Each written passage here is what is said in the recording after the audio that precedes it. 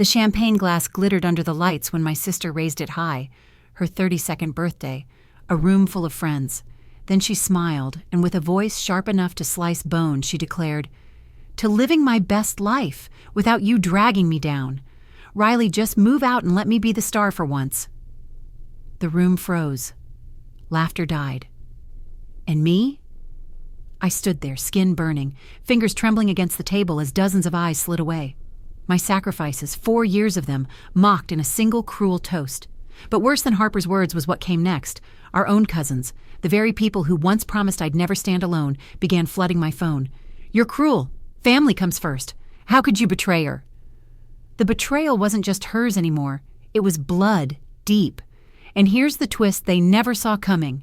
While they cheered her spotlight, I was already holding the one thing that could cut her power at the root.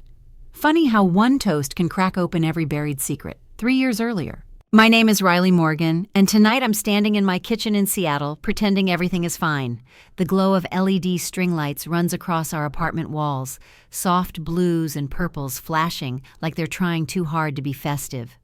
On the counter, a bowl of kale quinoa salad waits, the smell of lemon vinaigrette sharp in the air.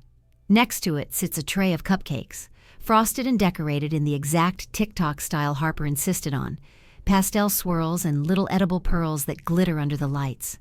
They look perfect, but my hands tremble just a little as I line them up. I've done all this before, every year, every party.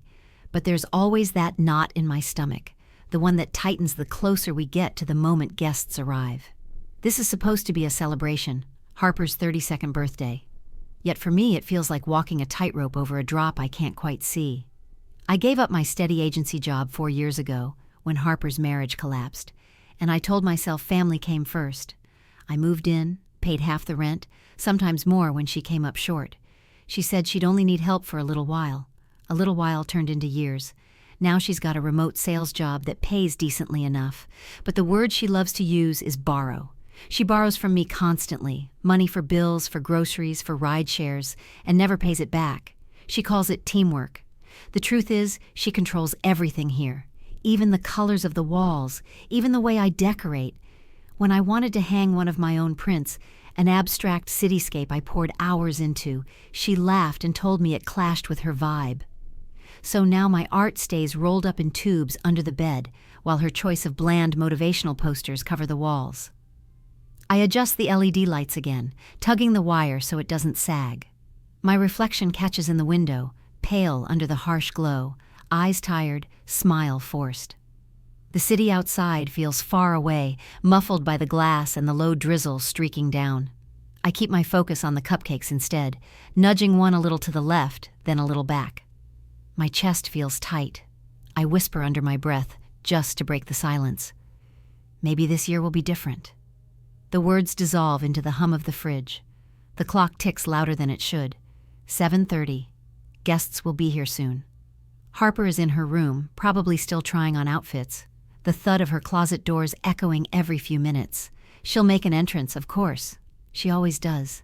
Everyone will clap and say how amazing she looks, how strong she is after the divorce, and I'll stand beside her with a plastic smile, hoping no one notices the way my jaw clenches.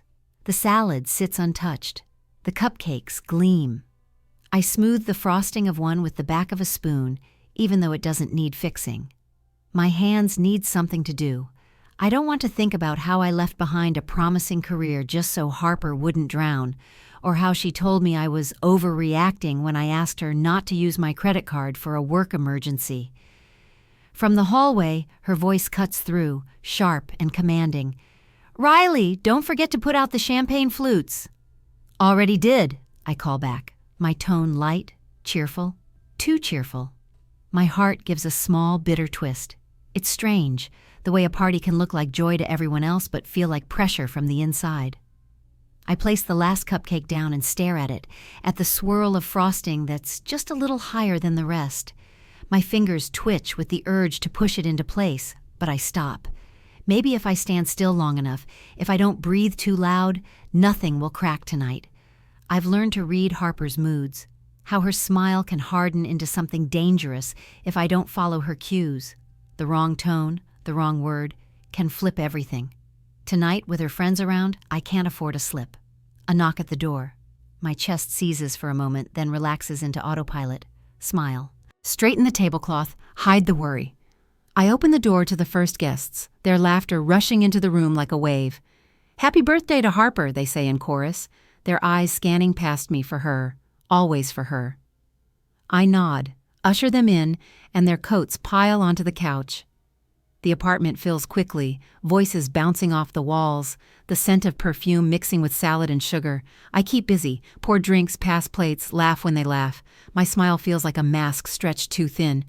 Harper sweeps out at last, hair shining, dress shimmering under the LEDs, and the crowd erupts. Applause, cheers, admiration, it all centers on her. She beams, soaking it in, and for a fleeting second her eyes flick to me, not with gratitude, with possession. As if all this, the lights, the food, the people, exists only because she commanded it. I clap too, because what else can I do? The night unfolds around me, bright and noisy, but under it all, the knot in my stomach refuses to loosen.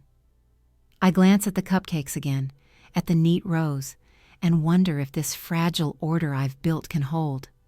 Will this night finally break the cycle? Or is it just another step into the same trap I've been walking for years? The living room was alive with noise, laughter bouncing against the LED-lit walls, the clink of forks on plates, the sweet smell of buttercream frosting mingling with the sharper tang of champagne. I stood near the dining table, trying to keep my breathing steady, my eyes darting between the glowing cupcakes I'd made and the swirling groups of guests.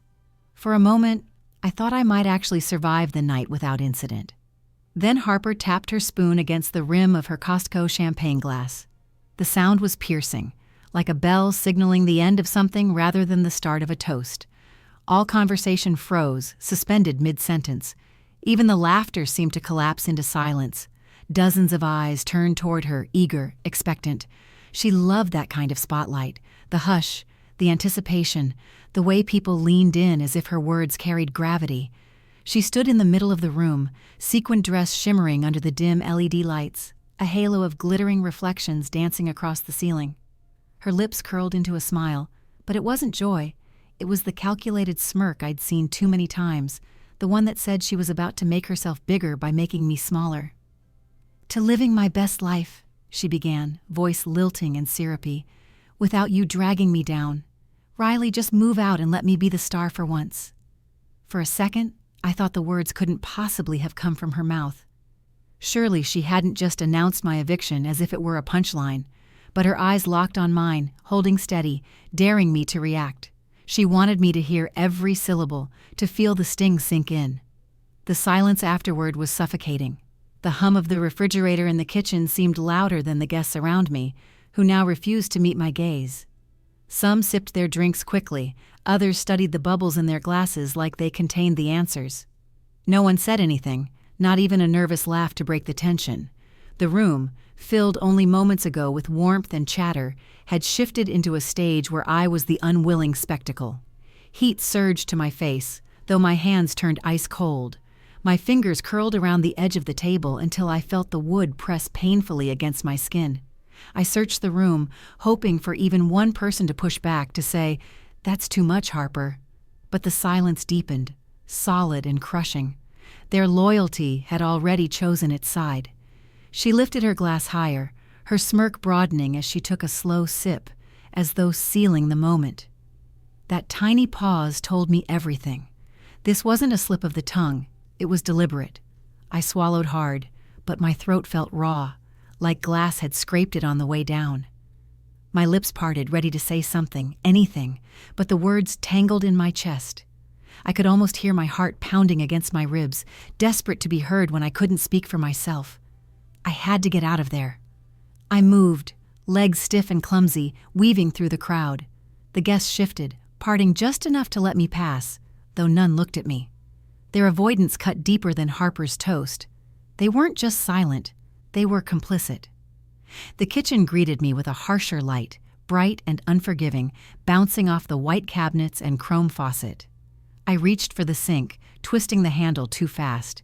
sending a rush of icy water that splashed against the stainless steel basin. I shoved my trembling hands under it, the cold biting into my skin. The sound of the water filled the room, but it couldn't drown out her voice replaying in my head. "Move out. Let me be the star." Over and over, like a cruel refrain. Her words weren't just cruel, they were precise, designed to cut deep. All these years of family first, all her lectures about loyalty, all the sacrifices I made to keep her afloat, it had all been a lie. She hadn't leaned on me out of love or gratitude. She'd kept me close because she resented me, because she wanted me small. Because if I stayed tethered to her, I couldn't rise higher. I pressed my palms harder into the stream, trying to numb the shaking. My reflection in the window above the sink stared back at me, eyes rimmed red, face pale, lips pressed tight like I was holding back a scream. She had stolen my sacrifices and twisted them into shackles. And now, in front of everyone, she'd cut the rope, leaving me dangling, humiliated, discarded. Behind me, I heard muffled laughter creep back into the living room, the sound of glasses clinking again as if the world had already moved on. As if my humiliation was nothing more than a fleeting moment of entertainment. I gripped the edge of the counter with wet hands, water dripping onto the floor. A part of me wanted to march back in, to call her out, to shout the truth of everything I'd given up. But my voice was gone. It was buried under years of her whispers. "You wouldn't survive without me. You need me." Her toast had been my public execution, and they'd all watched without protest. Her words were a blade, cutting through every sacrifice I made for her. The icy water numbed my fingers, but not the ache inside my chest. I stared at the drain as the stream swirled down, carrying the only thing that kept me from shaking apart. And in that moment, one question rang louder than the laughter spilling through the walls, louder than the rushing water, louder than the pounding of my heart. Had she always resented me this much? When the last trace of laughter and clinking glasses faded through the walls, the silence hit me like a heavy curtain dropping on a stage. My chest still burned from Harper's toast, my skin prickling as if every guest's eyes were still on me. I slipped into my bedroom and closed the door slowly until I heard the latch catch. The sound was too sharp in the quiet, echoing in the dark room as though announcing I was alone. Seattle's drizzle tapped faintly against the window, soft but relentless, a rhythm that should have been comforting but instead felt accusatory. The air smelled faintly of rain-soaked concrete drifting in from the cracked window. The only furniture in the corner was that empty chair, Harper's so-called reading spot. She'd sat there maybe twice, but her ownership of it was constant, the way she marked territory. Tonight, that empty chair leaned against the shadows like a silent witness, and I hated how it made me feel watched. I lowered myself onto the bed, the mattress sighing beneath me. My hands still tingled from the icy water I'd forced them under in the kitchen earlier, trying to wash away the tremors Harper's cruelty had left. But the shaking lingered, crawling up my arms, rooting into my chest. My laptop rested on the nightstand, and I pulled it into my lap like a lifeline. I wasn't looking for anything in particular, just something. Anything to remind me that life existed beyond Harper's voice, beyond her spotlight. The keys clattered as I logged in, the screen coming alive with that sterile blue-white glow. It painted my face in ghostly hues, showing a version of myself I barely recognized, pale, hollow-eyed, brittle. I skimmed through a few work messages, client notes that felt distant and irrelevant. Then, almost buried between invoices and junk, I saw it. An unread email, subject line short and chilling. "Your financial plan's locked in. Stay quiet." My breath hitched. For a moment, I thought my eyes were tricking me, that maybe exhaustion had twisted words into something darker. But no, the sender's address was scrambled, random letters and numbers impossible to trace. The recipient, though, Harper. My stomach dropped like stone. I clicked it open. The body of the message was empty. Just that single sentence glaring back at me in black letters against the glow of the screen. "Your financial plan's locked in. Stay quiet." I read it once, twice. Again, mouthing the words under my breath like tasting poison. Financial plan, locked in, stay quiet. My sister, who drained me dry with her endless borrowing, had a plan? A secret one? And what kind of plan came with a demand for silence? My chest tightened. The room, already dim, seemed to shrink smaller, the shadows around the chair pressing closer. I scrolled down, hunting for more. There was nothing. No attachments, no sender details, no trail to follow, just that single cryptic command dangling like bait. The screen's glow pulsed on my skin, too bright, too cold. My reflection flickered faintly in the black border around it, hollow-eyed, jaw tight, lips pressed thin. My heart hammered, louder than the rain outside, louder than the faint hum of the laptop fan. And then the memory came back, uninvited. 4 years ago. I was in design school then, wide-eyed and eager, my fingers always smudged with graphite and ink. I remember the smell of charcoal dust clinging to my clothes, the weight of sketch pads in my backpack, the electric buzz of fluorescent lights in the studio at night when everyone stayed late working on portfolios. My classmates used to joke about burning out before graduation, but there was excitement in their voices. We were all chasing something. I'd gotten an acceptance letter for a summer program in New York. I can still see the bold font at the top, the crispness of the paper, the way my heart had pounded as I read the words over and over. "We are pleased to offer you." It felt like my entire future was opening up. Then Harper called, her voice ragged, filled with urgency. "I can't do this alone, Riley. I need you, please." She told me she was sick, too weak to get out of bed some days. She painted images of herself fading away, abandoned. "If you go, I won't make it," she said. And I believed her. I dropped out of the program. I told my professors I needed to take a break. That break stretched until it wasn't a break at all. I left school entirely. I convinced myself it was noble, that family came first, that helping Harper survive mattered more than my art. Now, staring at this email, the memory twisted in my gut. Had it all been real? Or had she manufactured her illness the way she manufactured her smiles? Tools to manipulate, to anchor me where she needed me? My fingers threaded through my hair, tugging until my scalp ached. My mind spun. This financial plan? Was it built on me? My money? My sacrifices? My absence from the career I could have had? The chair in the corner stretched its shadow long across the wall. In the shifting light from the laptop, it looked less like furniture and more like a figure leaning forward, watching, listening. My pulse quickened, my skin clammy with sweat despite the cold draft sneaking in through the window. The email glared back at me, a single sentence that felt heavier than pages of explanation. It wasn't just information, it was a haunting. The glow from the screen pressed against my chest like icy fingers, urging me to look deeper, to ask questions I wasn't ready to face. Her words from the party earlier, "Move out, let me be the star," mingled with this discovery. Cruelty alone didn't explain it.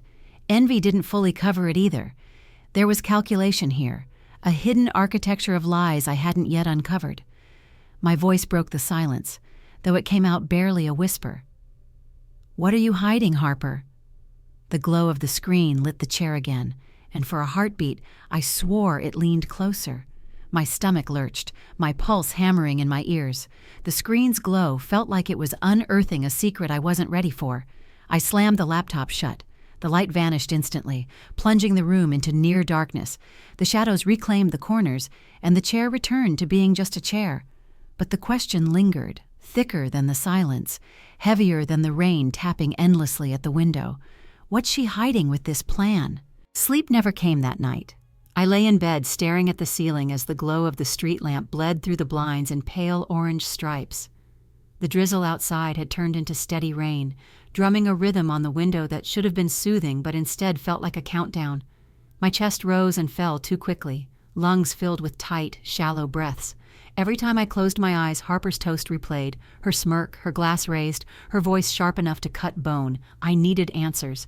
The mysterious email kept flickering in my mind. "Your financial plan's locked in. Stay quiet." My gut twisted every time I replayed it. What financial plan? And why stay quiet? Something in me snapped. I reached for my phone, the screen lighting up my dark room with a cold, sterile glow. I opened Venmo. My pulse quickened. A few transfers I didn't recognize stared back at me. Small amounts at first, 20 here, 40 there, labeled vaguely as utilities or split dinner. But then came the bigger ones. $300, $500. My thumb scrolled faster, each swipe unraveling more of the truth. Next, I opened PayPal. The pattern repeated. Transactions labeled shared costs or monthly stuff, money leaving my account but never balanced by deposits coming in. My chest tightened. My heart pounded so loudly it almost drowned out the rain. Finally, I opened Zelle.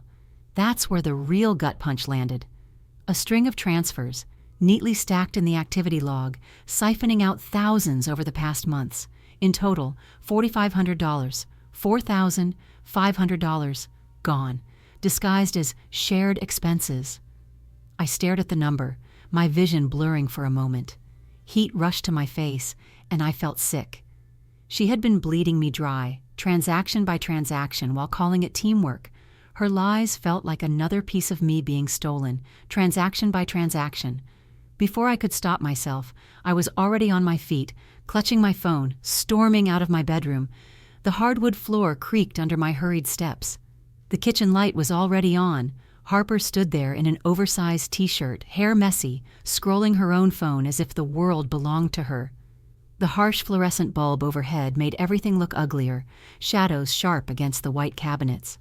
I held out my phone like evidence, my voice shaking but louder than I expected. $4,500, Harper. Do you want to explain that? She barely looked up, just rolled her eyes like I was asking about dirty dishes. You're being dramatic. Dramatic? My throat burned. That's rent money. That's bill money. That's months of my work. Where did it go? Finally, she glanced at me, smirk tugging at the corner of her mouth. It's just Wi-Fi, Uber Eats, little things we both use. Don't act like it's all on me. You owe me for crashing here anyway. Her words hit harder than the number itself. My jaw tightened, teeth grinding. Crashing here? I gave up everything to move in and help you after the divorce. I cover bills. I pay rent. And you've been stealing from me? Her smirk hardened into a glare. Stealing? Please. You think you'd survive out there on your own? You're freelancing, playing artist. You should be grateful I let you stay here. My hand shook as I tightened my grip on the phone. The fluorescent light buzzed faintly overhead, like even the room was mocking me. My chest rose and fell fast, the anger vibrating in my ribs. She had turned my sacrifices into debts, my generosity into weakness. For a moment, silence stretched between us, heavy and dangerous. I could hear the rain outside, the faint whoosh of cars passing on the wet street. My heart was racing so fast it hurt. I wanted to scream, to throw the phone against the wall, but instead I forced my voice out, low and steady. You don't get to rewrite this. You don't get to take from me and then tell me I owe you. Her eyes narrowed and she turned back to her phone, dismissing me like I wasn't even worth the fight. Whatever, Riley. Believe what you want. You always overreact. Overreact. The word sliced deeper than the rest. She had reduced thousands of stolen dollars, years of sacrifice, my entire erased identity, into nothing more than me being dramatic. I stepped back, my legs trembling. I couldn't win in this kitchen under her smirk, under that buzzing fluorescent light. I couldn't fight her manipulation with words alone. She'd twist them, bend them, crush them until I doubted my own reality. So I turned away. My hands were still shaking as I stumbled back into my room, slammed the door, and sat at my desk. My laptop blinked awake, the familiar glow returning, and for once it felt like armor instead of a ghost. I searched for financial advisors, found one offering late-night Zoom bookings. My fingers flew across the keyboard, faster than my racing heart, and within minutes I had an appointment confirmed. As the confirmation email popped into my inbox, I exhaled shakily. My chest still burned with fury, but beneath it was something new. Urgency. Her lies had stolen enough. Now I had to take back control. My heart pounded as if reminding me of the stakes. Could I really break free from her grip? The house felt hollow after our confrontation in the kitchen, like all the warmth had drained from its walls. The fluorescent glare still burned behind my eyelids. Harper's words, "You owe me for crashing here," circling like a cruel refrain. My body was exhausted, but my mind refused to rest. The storm outside had quieted into a steady drizzle, Seattle's wet hum mixing with the faint rattle of pipes in the walls. It was the kind of night when the world felt suspended, as if time itself was waiting for me to unravel. I sat at my desk, shoving aside old receipts and the chipped coffee mug that had become a permanent fixture. The surface was cluttered, but not in a way that spoke of creativity, more like decay. I flipped open my laptop, its glow slicing through the darkness, throwing ghostly shadows across the messy piles of paper. My fingers hovered over the keyboard for a long moment, my pulse syncing with the slow, rhythmic tap of rain against the glass. Then I started to type. The clicking of the keys was sharp, uneven at first, each sound echoing in the stillness. It was almost like the laptop had become my only witness, the one place where I could tell the truth. I wrote about quitting my full-time agency job at 24, back when my future had been tangible, close enough to touch. The memory was jagged. I could still see myself staying late in the agency's glass office, city lights reflecting off the conference table, my name slowly building a reputation. I'd been exhausted, yes, but I'd been alive, climbing. And then Harper called. Her voice cracked on the other end of the line, dripping with helplessness. She was falling apart after the divorce, she said. She couldn't eat, couldn't sleep, couldn't face the world alone. I had heard the sobs through the phone and believed every single one. She didn't just ask for help. She demanded it, wrapping the request in guilt. And so I left the agency, convincing myself it was only temporary, just a pause. But the pause stretched into weeks, then months, until it wasn't a pause at all. It was the end. My fingers typed faster as my chest tightened. I remembered moving in with her. My boxes had barely touched the hardwood when she announced the walls needed to be refreshed. I came back one evening to find my room painted over. Gray. Not a gentle, cozy gray, but a flat, soulless shade that devoured every bit of light. The smell of fresh paint hit me in the face, sharp and suffocating. She'd smiled, roller still dripping, and told me it was neutral and grown up. My vibrant posters and sketches, still taped from my old place, were torn down and shoved in a pile. I hadn't even finished unpacking before my room stopped being mine. I typed harder, my fingertips sore from the impact against the keys. The more I remembered, the faster it came. The canceled dates. She'd peeked at my phone, scrolling through messages with men I liked, and scoffed. "You don't have time for distractions. I need you." At first, it had been an excuse for one night, then another, until I found myself replying less, inventing reasons to stay home. Eventually, I stopped trying. My phone had gone silent, and when it did buzz, it was Harper's voice on the other end, pulling me back. I leaned forward, the glow of the screen burning into my tired eyes, and typed about the night I tried to hang one of my canvases in the apartment. It was an abstract cityscape, the colors alive, brushstrokes layered with weeks of work. I'd been proud of it. I thought maybe if she saw it on the wall, she'd see me. Instead, she'd stood behind me, arms crossed, lips curled. "Your art's childish, Riley. Grow up." Her voice had been so sharp, so final, that I felt the paint dry to ash in my veins. My fingers trembled as I rolled the canvas back up, slid it under the bed, and stopped painting for months. It wasn't just a canvas she'd buried, it was me. The keyboard's clacking grew louder, faster, until it sounded like a drumbeat against the silence of the room. I barely noticed the faint hum of the city outside, the sound of tires hissing on wet pavement, or the occasional honk muffled by distance. My words poured out, line after line, until the sentence appeared almost of its own will. I've been erased from my own story. I froze, my breath catching in my throat. The words stared back at me, stark and undeniable, stroke by stroke like a sketch erased until nothing remained. My mind flickered with images, the gray paint swallowing my walls, the way she intercepted my phone calls, the sound of her voice mocking my art. Harper's manipulation hadn't come all at once. It had crept in slowly like ivy curling up a wall until I couldn't see where I ended and she began. It wasn't loud. It wasn't violent. It was patient. A theft so subtle I hadn't realized until now that my entire self had been rewritten under her hand. I leaned back in my chair, staring at the ceiling. My chest felt heavy, but beneath the weight was clarity, bitter and sharp. I thought about the girl I had been at 24, driven, bright-eyed, full of sketches and plans and maybe even love. And then I looked at myself now, hunched over in a gray room that didn't belong to me, clinging to words like they were the last scraps of my identity. The glow of the laptop flickered in the window, merging with my reflection. I looked ghostly, hollow, as though I was watching my own life from the outside. My fingers hovered above the keys, trembling not just with exhaustion but with a kind of grief. How much of me did she take? The question seeped into the air, lingering like smoke, curling around me, heavy enough to choke. I shut my eyes, but the words burned behind my eyelids, refusing to fade. The rain hadn't stopped all day. By evening, it had become a steady sheet of water tracing streaks down the living room window, blurring the city skyline into ghostly shapes.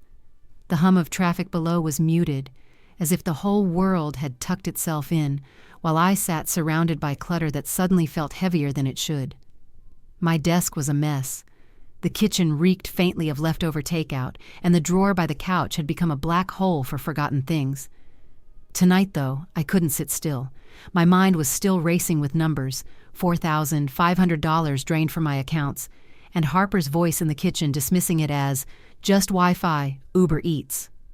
My skin buzzed with the anger of it, but underneath that was something sharper, suspicion. The mysterious email from the night before still gnawed at me. Your financial plan's locked in, stay quiet. Those words circled like vultures. I yanked open the drawer by the couch, half expecting nothing more than batteries, old receipts, maybe a tangle of phone chargers. Instead, my hand brushed against something metallic and cold. I pulled it out slowly, the rain tapping harder against the glass as though in warning.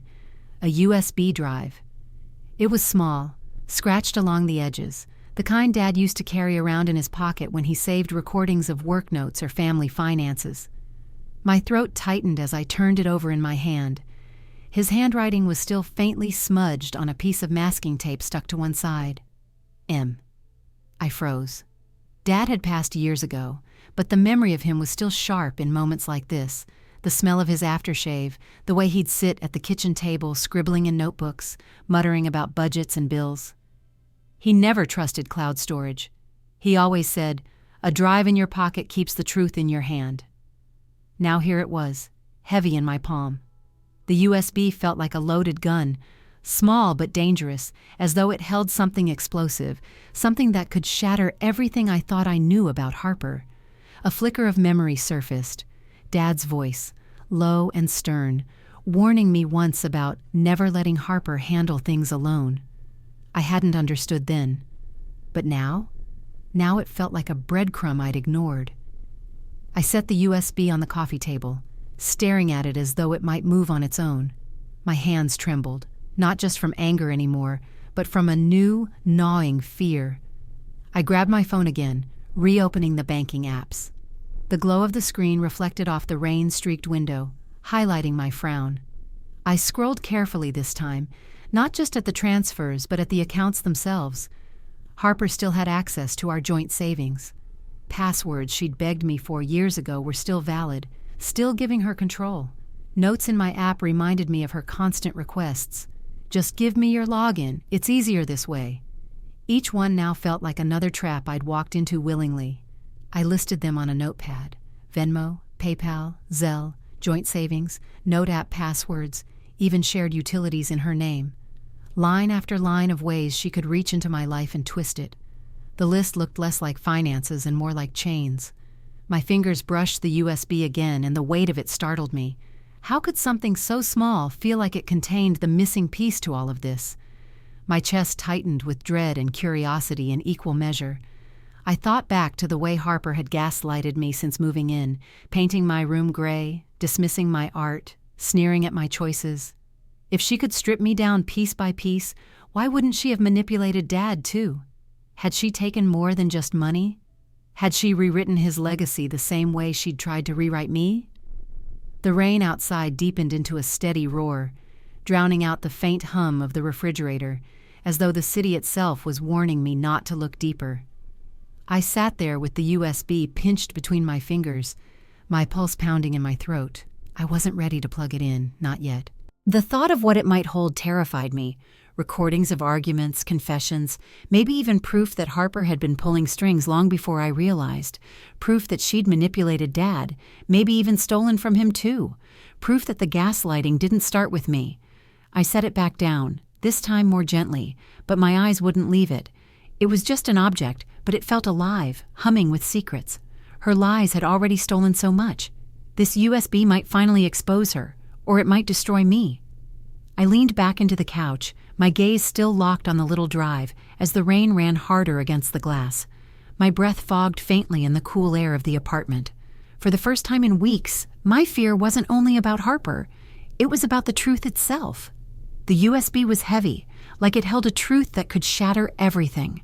I closed my eyes, clutching the notepad with Harper's access points scrawled across it, and whispered to myself, I need to know. But the question lingered, louder than the rain, heavier than the silence. What's on this USB? Seattle mornings always carried a kind of damp heaviness, but that day it felt different. The rain wasn't just falling, it was washing the city in silver streaks, as if scrubbing something away. I sat in the corner of a crowded Starbucks, the window beside me fogged from the clash of wet air outside and the warmth within. The smell of espresso clung to the air, rich and bitter, while the hiss of the milk steamer cut through the chatter of voices and the clink of ceramic cups. My fingers tightened on my laptop, as if it were the only thing keeping me grounded. I wasn't here just to sip coffee or people watch.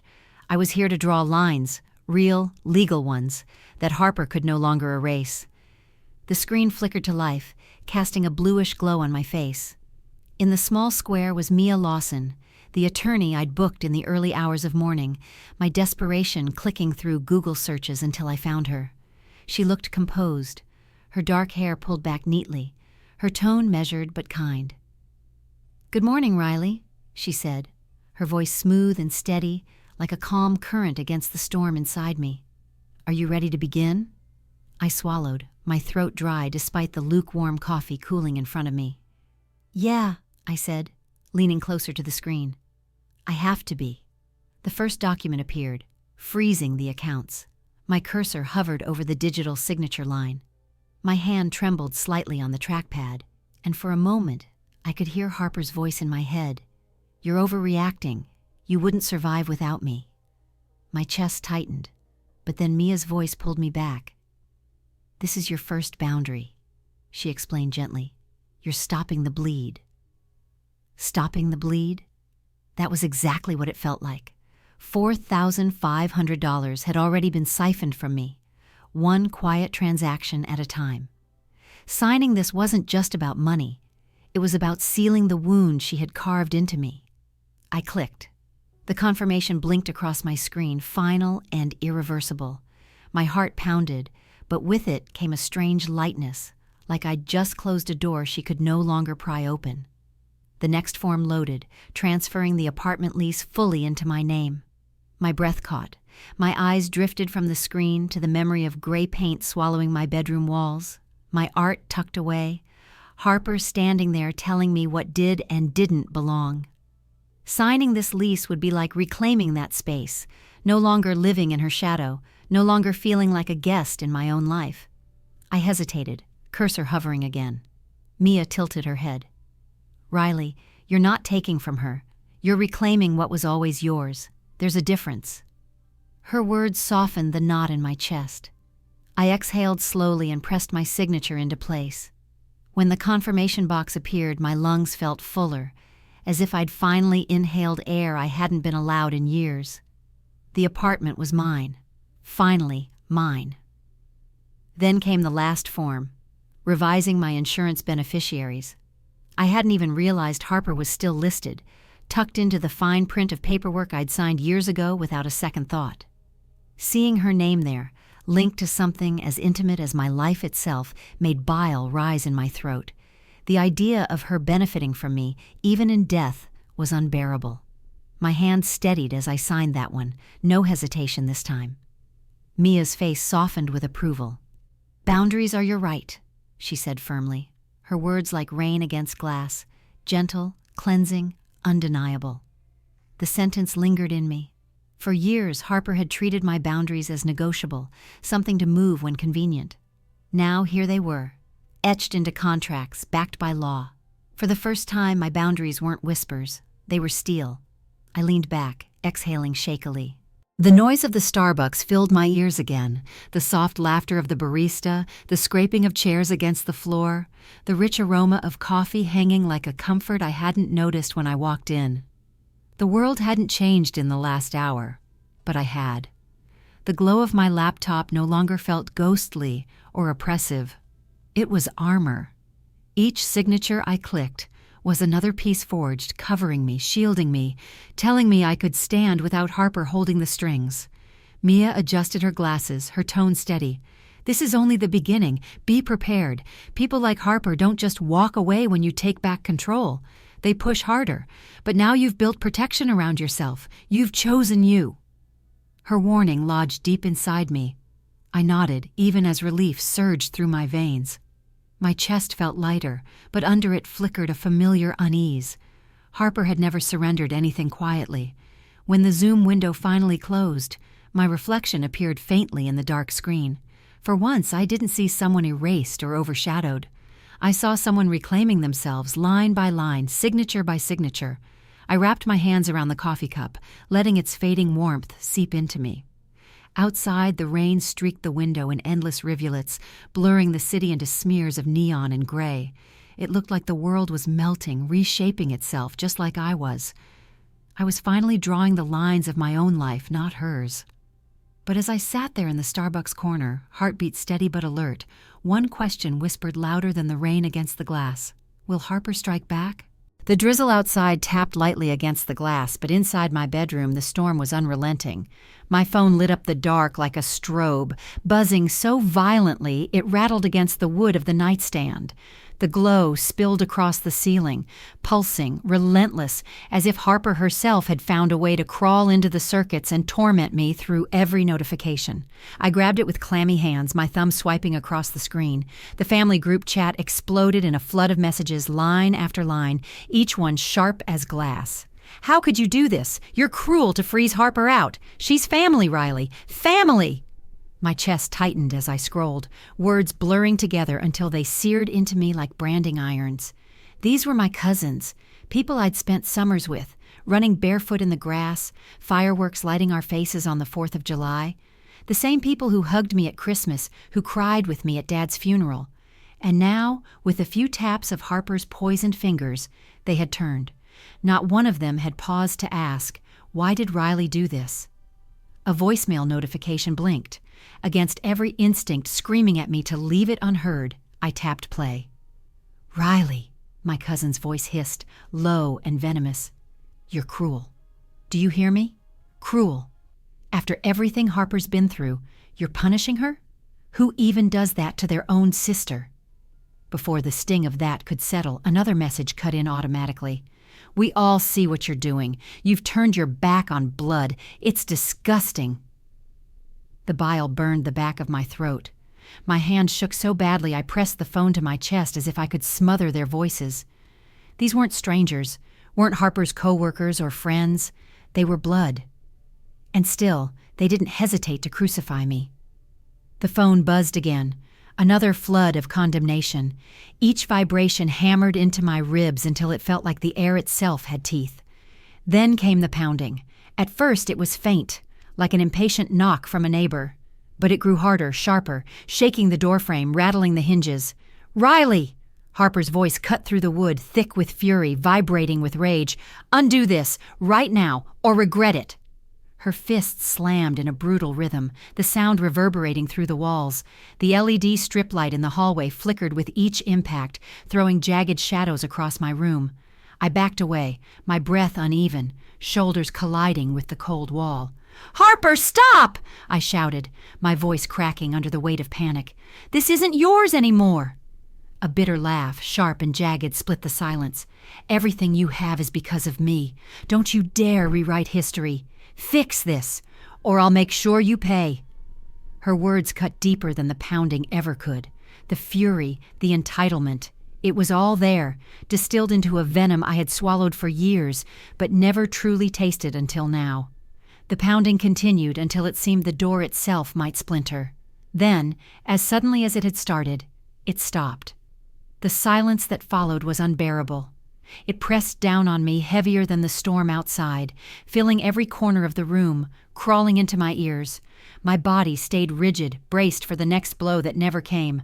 My pulse filled the void, roaring so loudly it was as if my heart had migrated into my head. Shaking, I slid to the floor, knees drawn up, clutching my phone like it might tether me to something real. My breath came ragged, shallow, catching in my throat. A new notification pinged. The sound was sharp, cruel in its simplicity.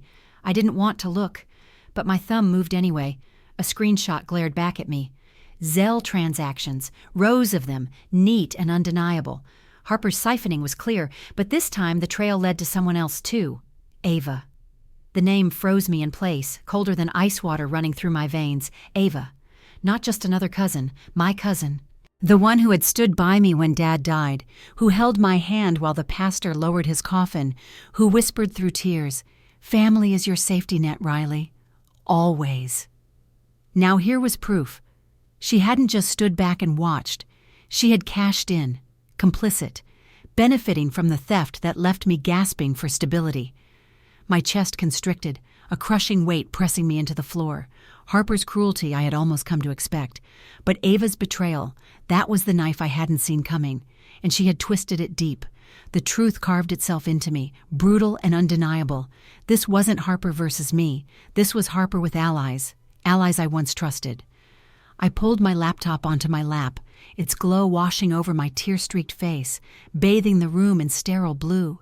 My fingers hovered, trembling, before crashing down onto the keys. The clacking echoed like gunfire in the suffocating silence. Family isn't loyalty. Family isn't safety. Family is a cage I've been locked in blind. The words bled out of me, jagged and raw, like they had been waiting for years to escape.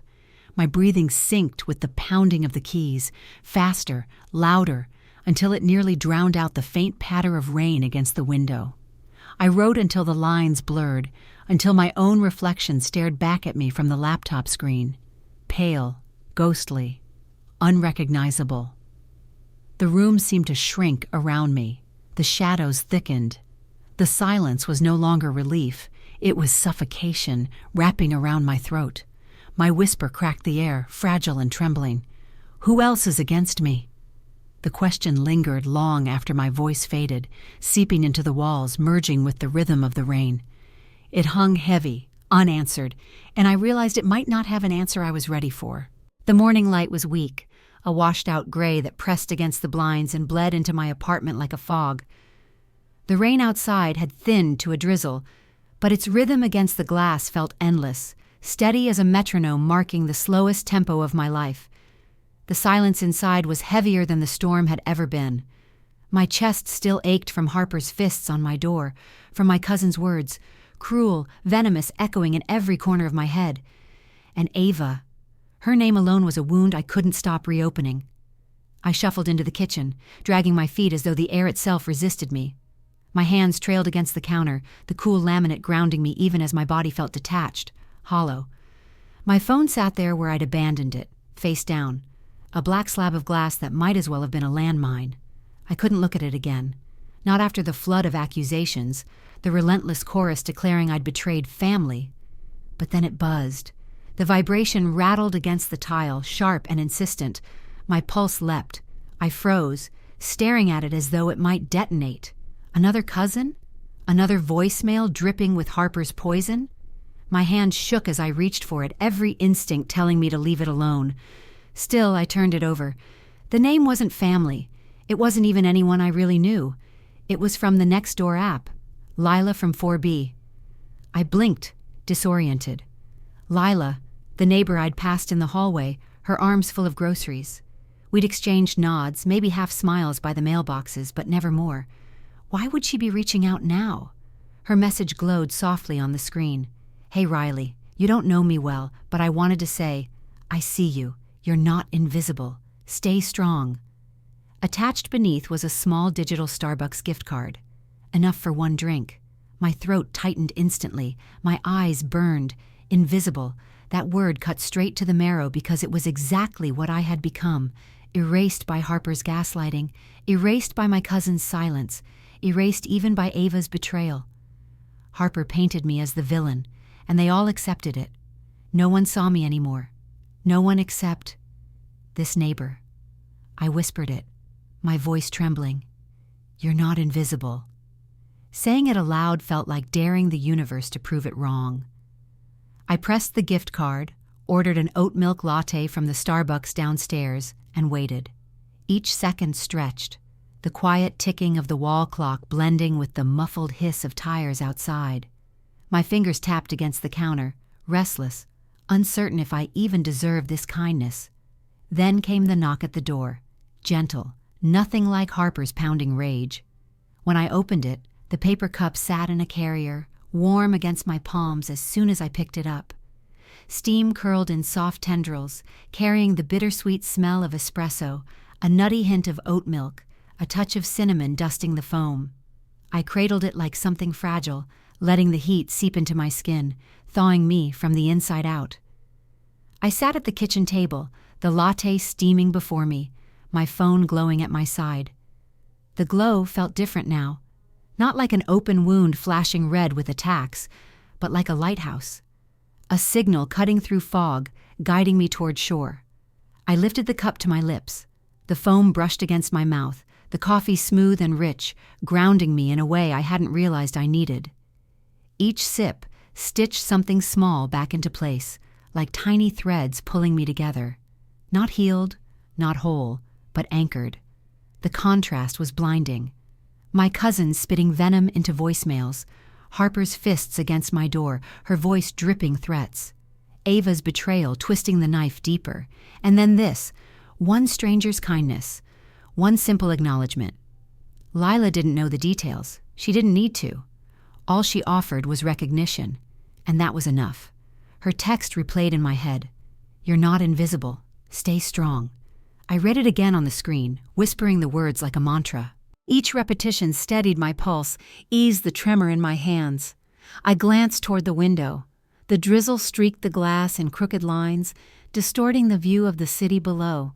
But in the reflection I saw my own face.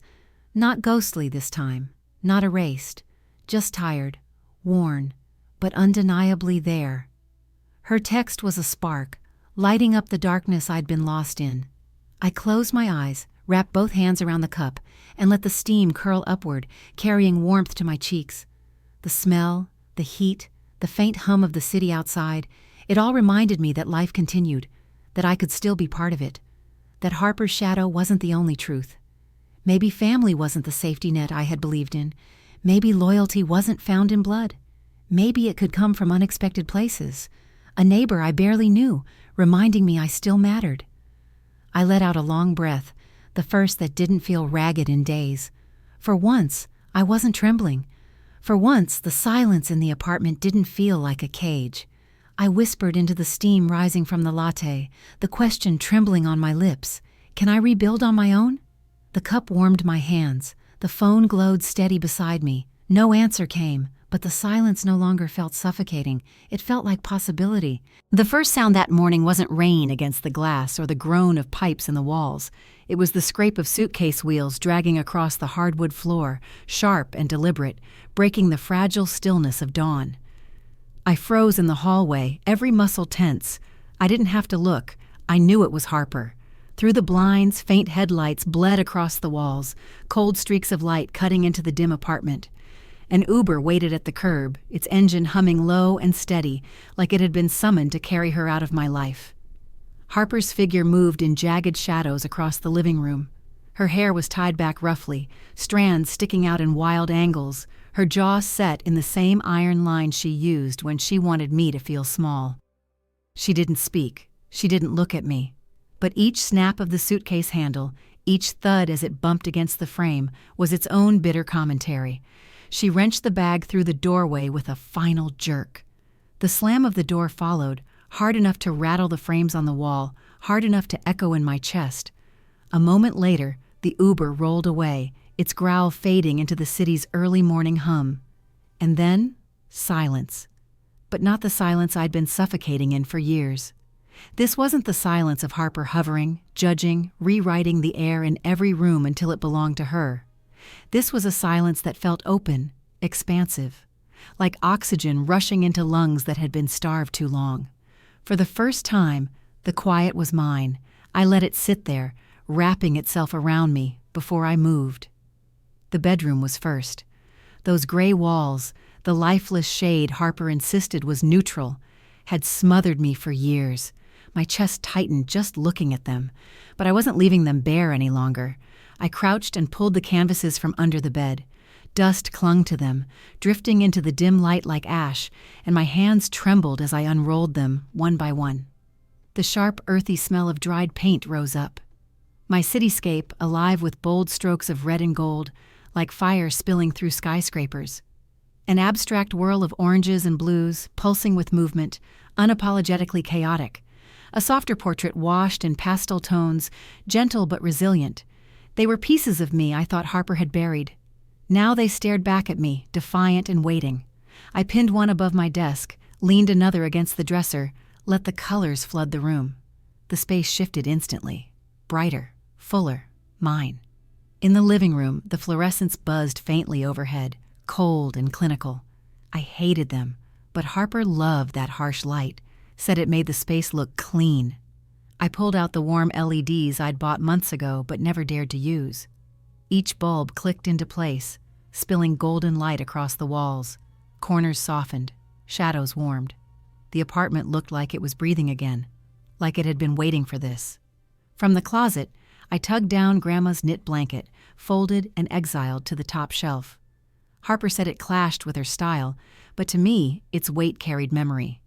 My fingers traced its uneven stitches, the lavender scent still faintly woven into the yarn. Draped across the couch, it didn't clash. It belonged. For the first time in years, love, not judgment, filled the living room. In the kitchen, I set the kettle on the stove. The hiss of water against metal, the rising whistle, filled the apartment with a sound that felt alive. I tore open the box of chamomile tea I'd bought from Target, cheap, familiar, mine. I dropped a bag into a chipped mug, poured the boiling water, and watched the liquid bloom into gold. The floral scent rose in curls of steam, soothing and grounding. I carried the mug to the balcony. Seattle stretched before me, wrapped in fog. Buildings stood half-veiled, like the city itself was holding its breath. But today, the fog didn't press down. It was rising, thinning, revealing faint glimmers of glass and steel, the glow of streetlights fading into daylight. The air was damp against my skin, cool mist brushing my cheeks, but it didn't chill me. I breathed it in, long and deep, and it felt like inhaling freedom. I leaned against the railing, mug warm between my palms, steam curling upward. Through the glass door, I looked back into the apartment, my canvases, my warm light, Grandma's blanket, the tea in my hands. For years, it had been Harper's stage, her aesthetic, her control stamped into every corner. But now, with each change, it was becoming mine again. Piece by piece, I was reclaiming not just the space, but myself. The fog cleared, and her shadow no longer darkened my world. The thought landed steady and sure, as solid as the railing under my hands. I sipped my tea, letting the warmth spread through me, and for a moment I allowed joy to settle. It wasn't loud or triumphant. It was quiet, steady, and deeply mine. And yet, even in that joy, even as the skyline sharpened and the fog dissolved, a whisper lingered, curling in the back of my mind like the mist still clinging to the air. Is this freedom here to stay? The glow of my iPad spilled across my desk like a pool of moonlight, the rest of the bedroom glowing with the golden warmth of the new LED bulbs I had put in days earlier. Outside, the city was quiet, Seattle's drizzle tracing faint lines down the glass, but in my headphones a countdown ticked softly. My heart hammered in a way that felt both nervous and electric. I hadn't joined a creative workshop in years, not since I let Harper's voice convince me that art was a waste. The virtual classroom bloomed across my screen, tiny boxes flickering alive one by one. Someone cradled a mug big enough to hide behind. Another's dog barked faintly in the background. A girl with purple hair waved cheerfully into her camera. The energy was messy, imperfect, but it pulsed with something I hadn't realized I missed: community. Then Zoe's voice filled my headphones, clear, steady, welcoming. Create, don't perfect. Just let your hands move, even if it's ugly, even if it makes no sense. Creation is the point. Her words landed inside me like warm tea. I breathed out, shoulders unclenching, and set my Apple Pencil to the screen.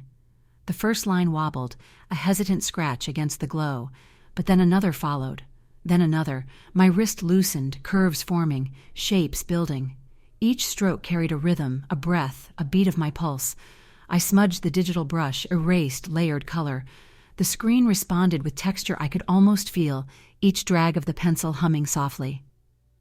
Somewhere between drawing, I ordered DoorDash on my phone, an oat milk latte, avocado toast, and smiled at how ordinary it felt, how human. Notifications pinged, Zoe's voice threaded over it all, students in chat encouraging each other. The energy around me was alive, humming, like I'd stepped back into a world I thought was locked away. But then a voice cut through. Not Zoe's, not anyone in the workshop, Harper's. "Your art's a waste of time, Riley. Grow up." It was a memory, sharp as glass. I froze, pencil slipping, a smear across the screen, my chest pulled tight. I saw her again, arms crossed in my old doorway, lips curled in disdain. The sting of her voice was still fresh, even after all this time. I had believed her once. I had rolled my canvases away. I had chosen silence instead of color because she told me it was childish. My hand shook. For a moment, I almost put the pencil down, but then Zoe's earlier words echoed. Create, don't perfect. So I pushed. The line wasn't clean. The stroke wasn't smooth. But I kept drawing, hand trembling, heart pounding. Each line I drew felt like unearthing a piece of me she buried. Stroke by stroke, the cityscape on my iPad grew alive. Crooked, uneven, vibrant. By the time the workshop ended, my canvas wasn't polished. It wasn't even close. But it was mine. Imperfect, smudged, breathing. And for the first time in years, I didn't care if it was messy. Messy meant I was still here. I should have closed the iPad then. Let the satisfaction settle. But my eyes drifted to the corner of my desk, the USB, Dad's old USB. It lay there like a loaded secret, black plastic catching the light. I picked it up, feeling its weight, heavier than it had any right to be. Every time I touched it, I felt as though truth itself pressed against my skin, waiting to bleed out. I slid it into the port. My laptop screen blinked, folders appearing. One was labeled simply, Recordings. My breath caught. The room seemed to narrow, sound folding in around me. My cursor hovered, then clicked. Static crackled. Then Dad's voice, low, weary. My chest squeezed, and then hers. Harper's. "She doesn't need that job," she said, her tone sharp, dripping with certainty. "Trust me, Dad. Riley can't handle it. She'll just embarrass us. I already told them she's not available. It's better this way." The words struck like lightning. My body jolted. I clutched the desk so tightly my nails scraped against wood. She had been talking about my first job offer. The one I waited for, the one that never called back. For years I had carried that silence like proof of my own failure, proof that I wasn't good enough. But it hadn't been silence. It had been sabotage.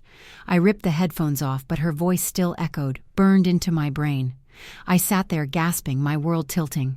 Harper hadn't just insulted me, hadn't just mocked my art.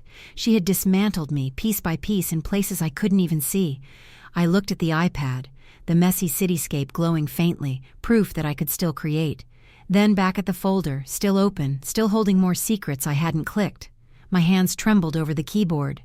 What else did she take? What else did she destroy before I even had the chance to try? The glow of the screen blurred as tears filled my eyes. Inspiration and devastation collided in me, battling for space.